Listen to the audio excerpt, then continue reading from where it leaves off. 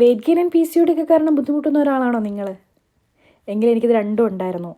ഞാനിവിടെ UK വന്നിട്ട് ഒരു 2 മാസം കഴിഞ്ഞപ്പോഴാണ് എൻ്റെ ബോഡി ഞാൻ ഈ ചേഞ്ചസ് ഒക്കെ ശ്രദ്ധിക്കുന്നത്.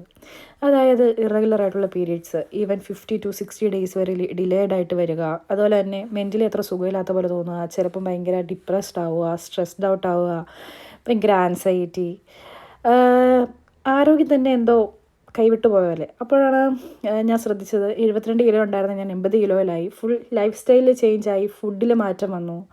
അപ്പോൾ ഇങ്ങനെ മാറ്റങ്ങളൊക്കെ വന്നപ്പോൾ അതുകൂടെ അറിഞ്ഞപ്പോൾ ഞാൻ ഫുള്ളി ഡിപ്രസ്ഡായി. അപ്പോൾ നമ്മളെ ആരും ഹെൽപ്പ് ചെയ്യാനില്ല, എങ്ങനെ ഒരു പ്രോപ്പറായിട്ടുള്ള ഗൈഡൻസ് കിട്ടുന്നില്ല. അപ്പോഴാണ് ഞാൻ തന്നെ സ്ട്രക്ചർ ചെയ്ത ഒരു വെയിറ്റ് ലോസ് പ്ലാന്, ആ ഒരു വെയിറ്റ് ലോസ് പ്ലാനിലൂടെ ഞാനൊരു 80 കിലോയിലുണ്ടായിരുന്ന ഞാൻ തിരിച്ച് 71 കിലോയിലേക്ക് എത്തി. അതും വെറൊരു 3-4 മാസം കൊണ്ട്.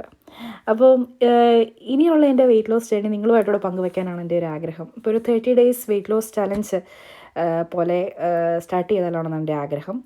ഒട്ടും തന്നെ മസിൽ ലോസ് വരാതെ നമ്മുടെ ബോഡി നറിഷ് ചെയ്ത് പ്രോട്ടീൻ ഇൻടേക്കൊക്കെ നോക്കി ബഡ്ജറ്റ് ഫ്രണ്ട്ലി ആയിട്ട് നല്ലൊരു ഹെൽത്തി ലൈഫ് സ്റ്റൈൽ ഫോളോ ചെയ്യാൻ നിങ്ങൾ താല്പര്യപ്പെടുന്നുണ്ടെങ്കിൽ ഫോളോ ചെയ്ത് കൂടെ കുടിക്കും. അപ്പോൾ അത്രേ ഉള്ളൂ ഗായ്സ്, ബൈ.